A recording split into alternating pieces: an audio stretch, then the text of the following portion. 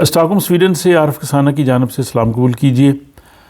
Sweden کی موجودہ حکومت سخت امیگریشن پالیسیوں کو اپنائے ہوئے ہے اور اس سلسلے میں جو ہے وہ نئے قوانین جو ہیں وہ متعارف کروائے جا رہے ہیں۔ اب حکومت نے ایک انکوائری کمیشن بٹھایا تھا جس میں ایک جج کو یہ جو ہے وہ ٹاسک دیا گیا تھا کہ وہ اس چیز کا جائزہ لے کہ جن لوگوں کو سویڈن سے چلے جانے کا حکم دیا جاتا ہے، یعنی ان کے ڈیپورٹیشن آرڈرز آ جاتے ہیں، ان پہ عمل درآمد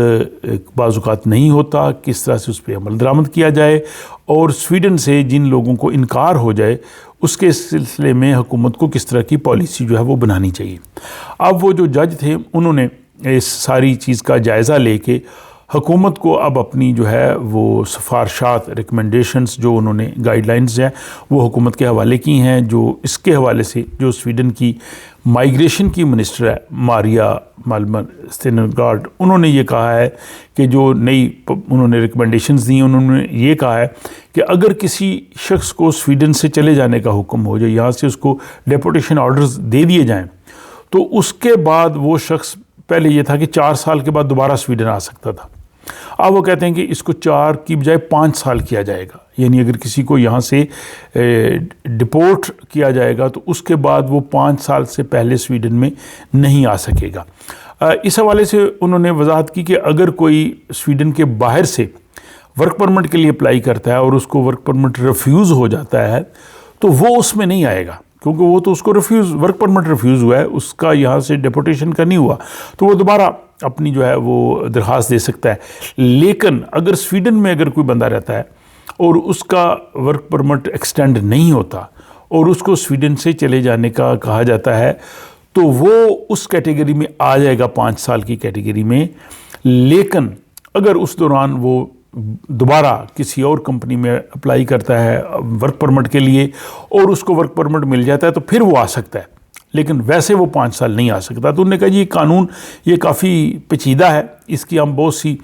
جو ہے وہ صورتحال ہم دیکھ رہے ہیں، اور اس میں خصوصی طور پہ انہوں نے کہا جی کہ بہت سے لوگ ایسے ہوتے ہیں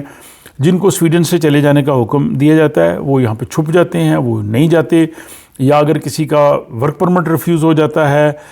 یا کسی کا یہاں پہ جو ہے وہ کسی اور ریزن سے ویزا ریفیوز ہو جاتا ہے تو پھر وہ دوسری لائن اختیار کرتا ہے، وہ اسائلم کی لائن لے لیتا ہے، دوسری لے لیتا ہے، تو یہ پرابلمز پیدا ہوتی ہیں۔ اس سلسلے میں انہوں نے کہا جی کہ 2023 میں جو افغانی، عراقی اور صومالی، یہ 3 جو نیشنلٹی تھی، ان کے لوگوں کی اکثریت نے دوبارہ جو ہے وہ سویڈن میں رہنے کی درخواست دی اور انہوں نے اسائلم کی درخواست بھی دی۔ تو یہ وجوہات ایسی ہیں جن کی بنیاد پہ حکومت یہ چاہتی ہے کہ مائیگریشن پالیسی میں جن لوگوں کو انکار کر دیا جائے اور ان کا فائنل ڈیپورٹیشن آرڈرز آ جائیں، ایک تو ان کو یہاں سے نکالنے کے لیے حکومت جو ہے وہ ایکٹیولی کام کریں اور ان کو یہاں سے سویڈن سے جو ہے وہ باہر بھجوایا جائے۔ دوسرا یہ ہے کہ اگر وہ دوبارہ آئیں تو وہ 5 سال کی مدت جو ہے اس کا انتظار کرنے کے بعد آئیں، اور یہ جو قانون ابھی ہے حکومت کے پاس ابھی آیا ہے، حکومت اس کو مزید دیکھے گی، اس میں اگر کوئی کچھ پیچیدگیاں ہوں گی تو ان کو درست کرے گی، اور اس کے بعد یہ جو جلد از جلد اگر نافذ بھی ہوا تو یہ 1 جنوری 2025 یعنی اگلے سال 1 جنوری سے یہ قانون آ جائے گا ڈیپورٹیشن کے حوالے سے۔ تو یہ تھا جناب امیگریشن کے حوالے سے اپڈیٹ۔ تو ہمیشہ کی طرح آپ اپنی رائے کا اظہار اس ولاگ کے بارے میں ضرور دیجیے، اپنا خیال رکھیے گا اور مجھے اجازت دیں۔